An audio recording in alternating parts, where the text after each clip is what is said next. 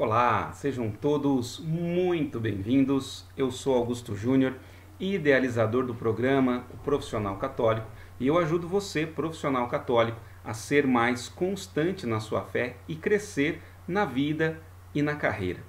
Toda terça e toda quinta tem um conteúdo novo para você que me acompanha via YouTube, via Facebook ou via Instagram. E para você que talvez esteja me acompanhando pela primeira vez, o que é um profissional católico? O profissional católico é aquele homem, aquela mulher que teve um encontro pessoal com Jesus, uma experiência profunda do amor de Deus, da presença de Deus, vive uma vida conduzida pelo Espírito Santo e entende que ele pode evangelizar em todos os ambientes, inclusive no seu ambiente profissional, no seu ambiente de trabalho. E para que o profissional católico de fato consiga vivenciar esta missão, é necessário que ele gradativamente vá ampliando a sua experiência, a sua intimidade com Deus, o que nos leva a ser cada vez mais constantes na nossa fé, crescermos na nossa vida, nos desenvolvermos na nossa carreira como profissionais católicos. Todo este conteúdo está voltado para te ajudar a ser constante na sua fé, crescer na sua vida e se desenvolver como um profissional católico. No conteúdo de hoje, nós vamos falar sobre dúvidas sobre a Eucaristia nos prejudicam ser constantes na fé. Então nós vamos entender por que as dúvidas que muitas vezes pessoas acabam sofrendo com relação à Eucaristia prejudica a sua constância na fé, consequentemente o seu crescimento na vida, o seu desenvolvimento como um profissional católico. E antes de mais nada, eu quero me esvaziar de mim mesmo e me encher de Ti, Nossa Senhora, para que tudo eu possa fazer por Ti, contigo, em Ti e para Ti, porque assim eu tudo farei por Jesus, com Jesus e em Jesus. E eu peço que realmente o Espírito Santo nos dê todo o direcionamento, toda a sabedoria, para que realmente este conteúdo possa te ajudar a ser constante na fé, a crescer na sua vida e se desenvolver como um profissional católico. O fato é que muitas pessoas, acredite ou não, têm dúvida sobre a Eucaristia. E isso acontece porque muitas delas não conseguem constatar de maneira concreta e real a presença de Jesus na Eucaristia. Ou seja, se elas não veem, logo não creem. E é por isso que a fé é exatamente o elemento, o dom, a graça necessária para que nós possamos, de fato, melhorar a nossa relação com Jesus Eucarístico, com o Santíssimo Sacramento, com a Eucaristia. A fé é a certeza daquilo que não se vê, como vai dizer a carta aos Hebreus, no capítulo 11, no versículo 1. Não é? Ou seja, fé, ou você tem, ou você não tem. Ou você acredita, ou você não acredita. E agora? O que fazer diante disto? Fique tranquilo, porque exatamente no conteúdo de hoje eu vou te mostrar uma forma, uma maneira ou alguns passos que vão te ajudar a nutrir, alimentar a nossa fé e, consequentemente, melhorar a nossa relação com o Santíssimo Sacramento até nos levar a viver aquilo que realmente propõe, aquilo que realmente é o Santíssimo Sacramento, que realmente é a Eucaristia, que nos permite sermos um só corpo, uma só alma, um só Espírito com Jesus. A Eucaristia, ela faz parte de toda a nossa vida quando o recebemos, quando buscamos, é claro, nos preparar dignamente para receber o Santíssimo Corpo de Cristo e, consequentemente, ele nos faz ser um com o Senhor, nos faz ser mais íntimos, nos faz ser mais próximos dele. O primeiro movimento que vai nos ajudar neste alimentar da fé é, como diz São Paulo na carta aos Romanos, no capítulo 10, versículo 17. São Paulo vai dizer que a fé, ela entra pela escuta da palavra de Deus. E é exatamente isto que este conteúdo se propõe: compartilhar com você a palavra de Deus para que possa te ajudar a fazer com que a sua fé na Eucaristia, de fato, comece a fazer parte de uma forma mais efetiva da sua vida e você gradativamente vá percebendo, reconhecendo Jesus vivo, presente, em corpo, sangue, alma e divindade no Santíssimo Sacramento do altar. Esta relação com o Santíssimo Corpo de Jesus, esta relação com a Eucaristia, nos leva a sermos constantes na nossa fé e crescemos na nossa vida e na nossa carreira como profissionais católicos. Eu entendo perfeitamente o quanto é angustiante para muitas pessoas viverem com esta dúvida, viverem com esta angústia de não acreditarem, de terem dúvidas sobre a presença real de Jesus na Eucaristia. Muitas pessoas, inclusive sacerdotes, já tiveram que enfrentar esse desafio, mas graças a esse problema, nós recebemos os mais belos relatos, os mais belos testemunhos da presença real de Jesus na Eucaristia, da presença real de Jesus no Santíssimo Sacramento do altar. É o caso, por exemplo, do milagre de Lanciano, na Itália. Provavelmente o milagre eucarístico mais conhecido, mais famoso. Vale a pena muito você dedicar um tempo para ler, pesquisar, conhecer mais a fundo a respeito do milagre eucarístico de Lanciano. Mas só para nos dar uma ideia do quanto esse testemunho é maravilhoso, trata-se do drama vivido por um sacerdote católico, onde todas as vezes que ele ia consagrar o pão em corpo de Cristo, o vinho em sangue de Cristo, ou seja, quando ele ia celebrar a Santa Missa, no momento da consagração, ele era atormentado por dúvidas cruéis. Se realmente Jesus estava presente naquele pão, naquele vinho, após o ato de consagração feito por ele, sacerdote. Imagine como era isso para ele, padre, todas as vezes que ele ia celebrar, ter que viver esse drama. Até que, em uma missa, ao terminar o ato da consagração, e você que é católico sabe, quando o padre termina a consagração, tanto no pão em corpo de Cristo, no vinho em sangue de Cristo, ele se ajoelha. E todas as vezes que ele ajoelhava, que aquele ajoelhar-se deveria ser um ajoelhar-se de adoração, de reconhecimento da presença de Jesus, de Deus ali no meio de nós, Deus conosco, Emmanuel, aquela dúvida o atormentava. E nessa ocasião não foi diferente. E eu imagino o sofrimento, a angústia daquele sacerdote vivendo aquela realidade, ao ponto de clamar: Senhor, eu não quero ter dúvidas, eu quero acreditar. E quando ele se levanta, de maneira milagrosa, aquele pedaço de hóstia, pão, naquela patena sobre o altar, já não era mais pão, mas no mesmo formato da Eucaristia havia um pedaço de carne. E no cálice com vinho haviam coágulos de sangue. mais especificamente 5 coágulos.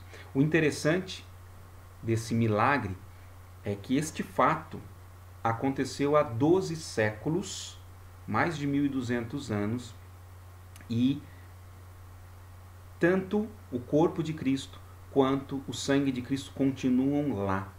Eles se mantêm intactos para quem quiser, quem tiver a oportunidade, o privilégio de ir até Lanciano e poder adorar Jesus vivo ali. E digo mais, a igreja, sempre muito cuidadosa, ela permitiu que, e até solicitou que diversos cientistas fossem realizar exames, testes, para atestar a veracidade deste fato.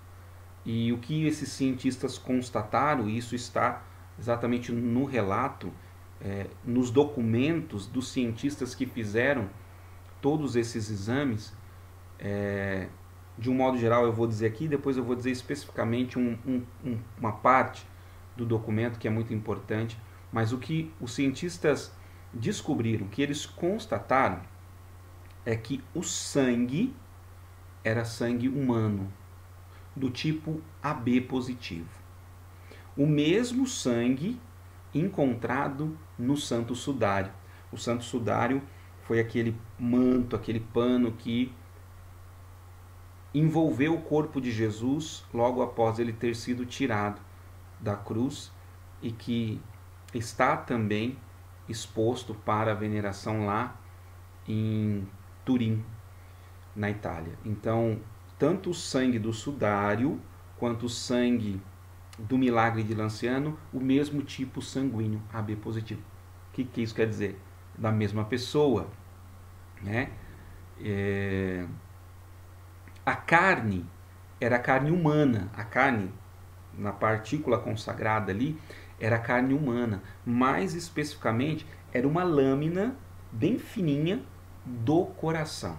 E aí o documento dos cientistas vai dizer: a carne é verdadeira carne, o sangue é sangue verdadeiro, a carne é do tecido muscular do coração, ou seja, contém em seção o miocárdio, o endocárdio, o nervo vago e no considerável espessor do miocárdio o ventrículo cardíaco esquerdo.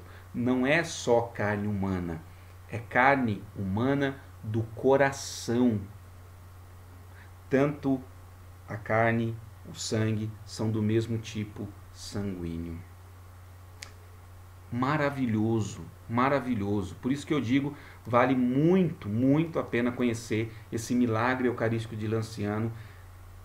Quando na minha primeira oportunidade que eu ouvi o relato, eu fiquei impactado, impressionado, e esses testemunhos de pessoas que em algum momento duvidaram, tiveram dificuldade em acreditar na presença viva de Jesus, acabaram trazendo para nós testemunhos maravilhosos da presença real de Jesus. Sim, porque pense comigo, se às vezes não tivéssemos pessoas que, claro, nesse sofrimento que elas passaram, viveram este drama, mas talvez nós não teríamos o milagre. É interessante pensar nisso, como São Paulo vai dizer que onde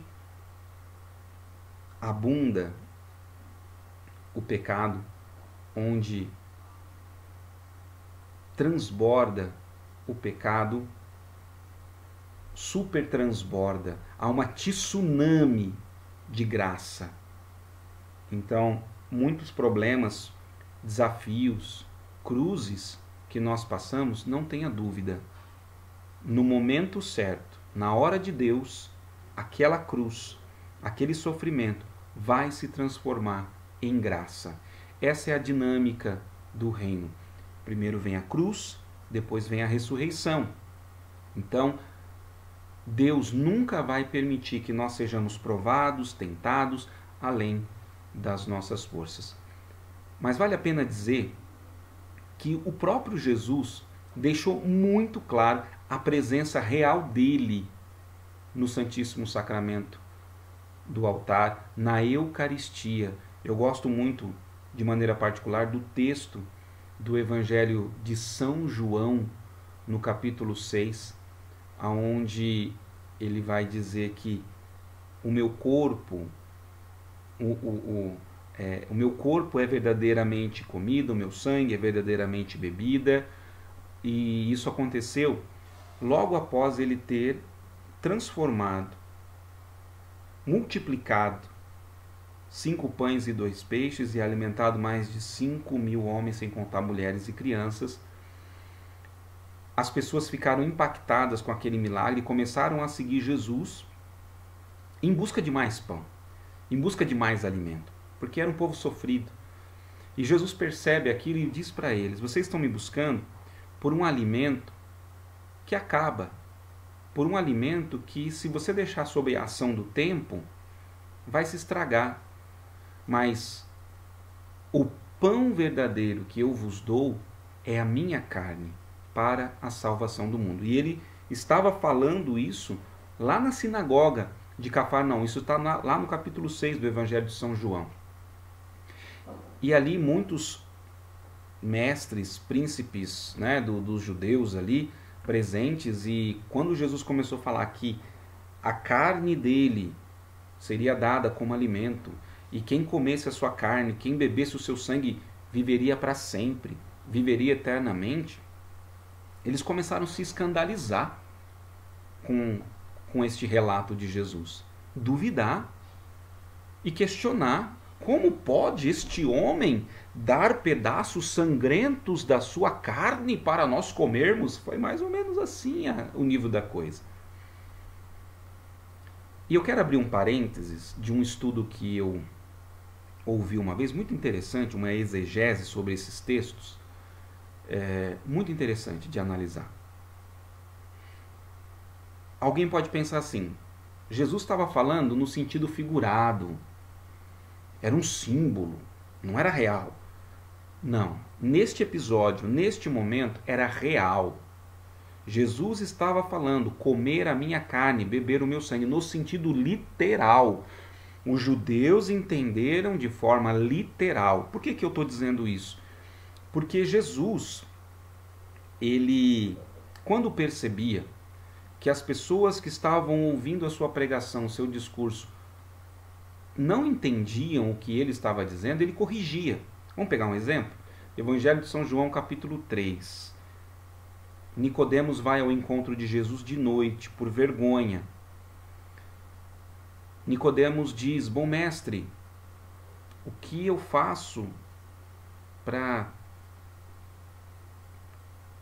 ter a vida nova? E aí Jesus diz para ele: Nicodemos, para você é necessário nascer de novo. Nicodemos pensa nascer de novo, e aí ele entende literalmente, de maneira literal, como se diz: entrar na barriga da minha mãe e nascer de novo. Ele entendeu de maneira literal. Jesus corrige Nicodemos: Nicodemos, você é doutor em Israel e você ignora essas coisas? Se eu estou falando para você das coisas simples, como é que você vai entender as coisas extraordinárias quando, por exemplo, eu disser que o Filho do Homem vai vir de novo voltado nas nuvens? E Jesus reforça: é necessário nascer da água e do Espírito, não da barriga da sua mãe uma segunda vez. Nicodemos entendeu de maneira literal, Jesus corrige e orienta Nicodemos da maneira correta. Em João 6, nesse texto que nós estamos falando, Jesus percebe que eles entenderam de forma literal. E diferente de Nicodemos, ele não corrige, ele reforça: porque a minha carne é verdadeiramente comida, o meu sangue é verdadeiramente bebida. Jesus não corrige, Jesus reforça. Qual é o impacto disso? Os judeus ficam escandalizados e não admitem, saem, vão embora, e com ele todas as pessoas que estavam lá ouvindo a pregação de Jesus, de tal maneira que só ficam os 12. Tenta imaginar a cena. Tenta se colocar no lugar de Jesus. Você fazendo uma palestra, você fazendo uma apresentação, lotado, 100, 200, 1000, 5.000 pessoas, um público. E de repente, você fala algo que não agrada as pessoas que estão ali, embora seja a mais pura verdade, e essas pessoas vão embora. E você fica só com 12 pessoas ali. As 12 pessoas que te conhecem, às vezes da sua família. Jesus vendo, entre aspas, o fracasso, porque as pessoas estavam indo embora, poderiam muito bem falar: ei, ó, volta, gente, deixa eu me corrigir, não é bem assim. Ele não faz isso. Ao contrário, ele se volta para os discípulos e diz: ei, e vocês? Querem ir embora também? E aí Pedro, primeiro papa da igreja, se levanta e diz, em nome da comunidade apostólica: Senhor, a quem iríamos nós? Só tu tem palavras de vida eterna. Que lindo. Então, Jesus deixou muito claro, e se você pegar a Santa Ceia, Jesus vai dizer: isto é o meu corpo, isto é o meu sangue. Então, existem muitas pessoas que ainda não descobriram esse tesouro, pessoas que às vezes não têm o privilégio de fazerem parte ainda da nossa comunidade católica, por exemplo. Eu me lembro de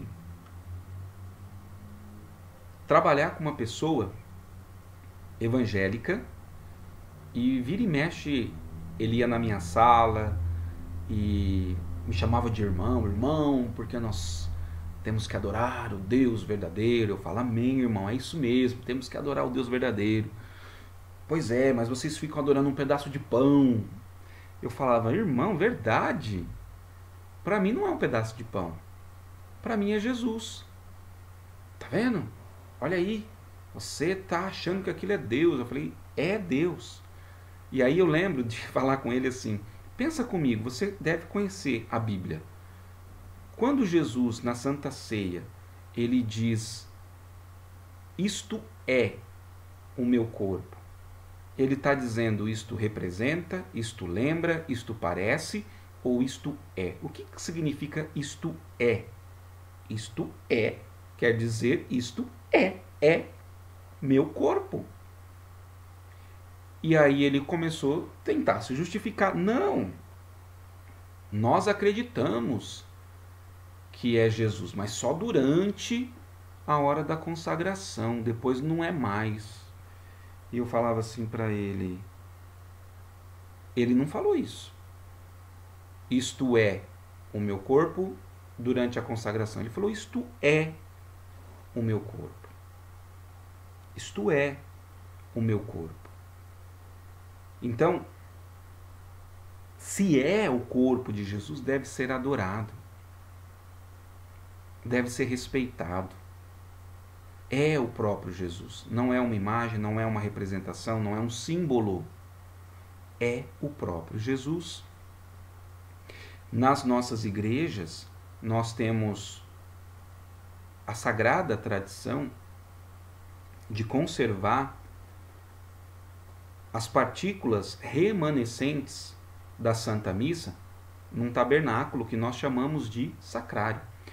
Elas são reservadas num ambiente, num espaço à parte, primeiro, para ser distribuída aos doentes, que muitas vezes não tiveram condição de ir à Santa Missa, e também para a adoração, enquanto ela está lá. Então a Eucaristia deve ser vista e olhada como é: corpo, sangue, alma e divindade de Jesus. Até interessante dizer que a palavra Eucaristia significa ação de graças. Então, toda a liturgia eucarística, a Santa Missa, é uma ação de graças pela presença real de Jesus, que prometeu, eis que estou convosco todos os dias até a consumação dos tempos. Jesus não é homem para mentir. A carne de Jesus é verdadeira comida, o sangue de Jesus, verdadeira bebida. A carne dele e o sangue dele nos permite viver eternamente. Então, nós devemos entender que esta relação com Jesus deve ser nutrida, alimentada frequentemente. Então, qual que é o resumo de tudo isso que nós estamos entendendo aqui diante desta palavra, diante deste conteúdo de hoje? Primeiro, as pessoas que passam por este problema de ter dúvida com relação à Eucaristia, elas sofrem de fato esse problema, é real. E deixa eu até te dizer, é uma tentação, é um combate espiritual. É óbvio, o inimigo de Deus, o demônio, ele não quer que nós tenhamos plena comunhão com o corpo, sangue, alma e divindade de Jesus. É lógico que não. Porque ele sabe o poder, a força, a graça que a Eucaristia é capaz de trazer para a nossa vida, para a nossa espiritualidade, de nos fazer constantes na fé, de crescermos na nossa vida, em todos os sentidos, até mesmo na nossa vida profissional. A Eucaristia é alimento, a Eucaristia nos nutre, a Eucaristia nos fortalece, a Eucaristia nos renova, a Eucaristia nos anima na nossa missão. Nos fortalece e nos anima na nossa missão. É bonito como a liturgia da igreja vai falar, vai chamar a liturgia eucarística de a pausa restauradora. É um momento em que nós paramos para sermos um com Jesus, de uma maneira sublime, como não existe igual. Nós somos um só com Jesus. Então, não dá para ignorar essa dúvida para aquelas pessoas que estão vivendo este drama, vivendo essa cruz. Então, qual é a medida necessária aqui? Qual é a solução para esse obstáculo, para esse problema?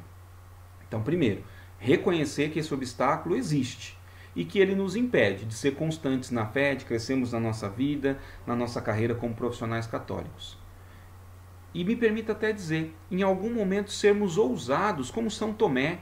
Se eu disse que o drama, o sofrimento, a dúvida que muitas dessas pessoas passaram resultou para nós em graças extraordinárias de testemunhos de fé, com São Tomé, por exemplo, não é diferente. No tempo pascal, segundo domingo da Páscoa, nós temos o Evangelho que fala exatamente disso. Jesus ressuscitado aparece para os discípulos, Tomé não está presente. Jesus sai, Tomé chega, os discípulos testemunham para ele que viram um mestre ressuscitado, ele não acredita e diz: eu só acredito se eu colocar a mão, tocar o meu dedo nas suas chagas e introduzir a minha mão no seu lado. Aí eu vou acreditar que realmente ele ressuscitou. 8 dias depois, os discípulos estão reunidos, Tomé está com ele e Jesus se apresenta. E imediatamente se volta para Tomé. Tomé, eu estou aqui. Coloca aqui a tua mão nas minhas chagas, teu dedo nas minhas chagas, põe tua mão, introduz a tua mão no corte, né? No corte do meu peito. Não sejas incrédulo, mas homem de fé. Tomé cai de joelhos e diz: meu Senhor e meu Deus. É até uma expressão que nós, diante do Santíssimo Sacramento, utilizamos em sinal de adoração. Meu Senhor e meu Deus. E podemos até dizer: eu creio, mas aumenta a minha fé. Já cremos, mas podemos acreditar mais. Acredite, a nossa fé pode ser ainda maior do que ela é. A nossa fé, se cuidarmos, se permitirmos, ela pode ser constantemente elevada, expandida, ampliada. Então, Vamos a alguns passos simples que nos permitem ter este aumento e esta constância na fé. Primeiro, saber a verdade que o próprio Jesus nos ensinou. Ele está presente na hóstia, no vinho consagrado pelo sacerdote, instituído pela igreja, corpo místico de Jesus Cristo. É o próprio Jesus quem deu esta autoridade para os sacerdotes. Segundo, entender que viver este drama de duvidar se trata de um desafio, de uma luta, de um combate espiritual, portanto, é uma tentação, e que nós precisamos ter consciência que diante das tentações, a tentação ela vem para nos levar a uma atitude, a um comportamento, de, por exemplo, na tentação para duvidar da Eucaristia, se afastar do sacramento, se afastar de Jesus Eucarístico. E diante de qualquer tentação, esse é o exercício mais maravilhoso. Espera. A tentação passa. Tudo passa. Só Deus permanece. O que é de Deus permanece. O que não é de Deus vai embora. O que não é de Deus cai por terra. E assim nós podemos ter a atitude, num terceiro passo, de fazer como São Tomé. Fazer a experiência de São Tomé de sim tocar o Senhor. Se você hoje não está acreditando, se você está passando por dúvidas sobre a presença real de Jesus na Eucaristia, peça a Ele. Senhor, eu creio, mas vem em auxílio à minha fé. Dá-me a graça de acreditar. Peça, clame e, sobretudo, não deixe de ter atitudes eucarísticas. Participar da Santa Missa, fazer momentos de adoração, ler. Pegue o Novo Catecismo, leia sobre a parte que o Novo Catecismo ensina sobre o sacramento da Eucaristia. É riquíssimo. Mas é importante nutrir, é importante alimentar a nossa fé e a nossa espiritualidade. Quero louvar e agradecer a Deus pela sua vida, pela sua fé, e pedir a Deus que te dê a graça de melhorar a sua relação com a Eucaristia. Que pela força do Espírito Santo, o Senhor faça de mim e faça de você verdadeiros adoradores, que o adorem em espírito e em verdade, levando e fazendo com que cada pessoa, de fato, saboreie, experimente a presença real de Jesus na Santa Eucaristia. Obrigado por ter acompanhado o conteúdo de hoje até aqui. Um grande abraço, fique com Deus e até o nosso próximo conteúdo. Tchau, tchau!